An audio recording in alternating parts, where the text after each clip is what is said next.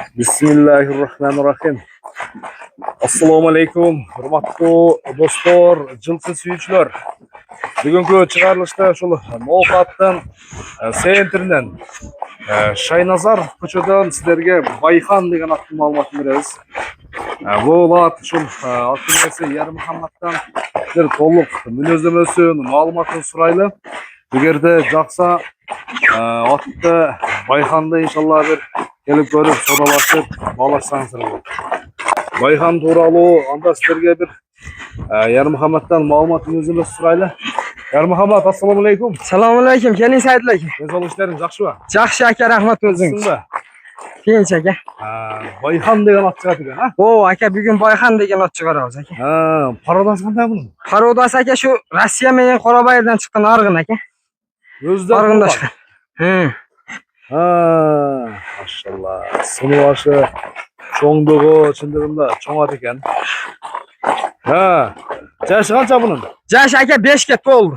5 ga 6 ga ketib o'tadi. 6 ga kelerga buyursa 6. Kelerga buyursa 6 yaş bo'ladi aka. Bunun qanday jiyinlarga sinadingmi? Jiyinlarga soldim aka, kechagina bo'lgan uloqda soldim aka. Jaylovliqlarda bor? O, jaylovliqda kechagi uloqda soldim aka. Videolari bor, tashlab beraman aka. Tashlab berasiz? Ot kichkina ag'riroq Saidul aka. Onda jaylovliqqa solsang bir tezlik urishib bo'ladi. Nega bo'ladi aka, bo'ladi.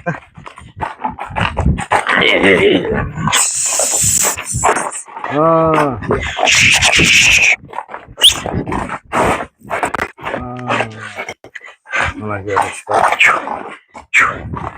Bayxon. Boyu qancha chiqadi Yarmuhammad?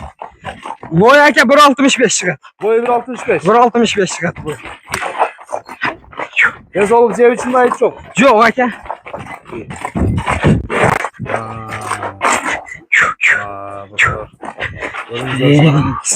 Boşlarını da. Gün var ıslığı gün lan. Mana görüşler. Bayxonda bir canla yakından bilirsen ha. Sizlerge bir Oluq. Münözlemesi. Törü top toza, 4 qazığı toza aka. 4 qazığında ayıp yok bu. Yo'q aka. Jo'shda defekt sefekt yo'q, top toza. Yarmuhammad. Ha? Jo'shdi qanday? Jo'sh, sapsim jo'sh. Aka jash bola mine beradi, Jash bola mine beradi. Uloqqa chapdim dedi. Qanday rezultat qildi bunday? Rezultatlari yaxshi aka. Galalarda yurdi. O'zingiz tekshirgan olib bordi dedi aka. Tekshirib solib ko'r.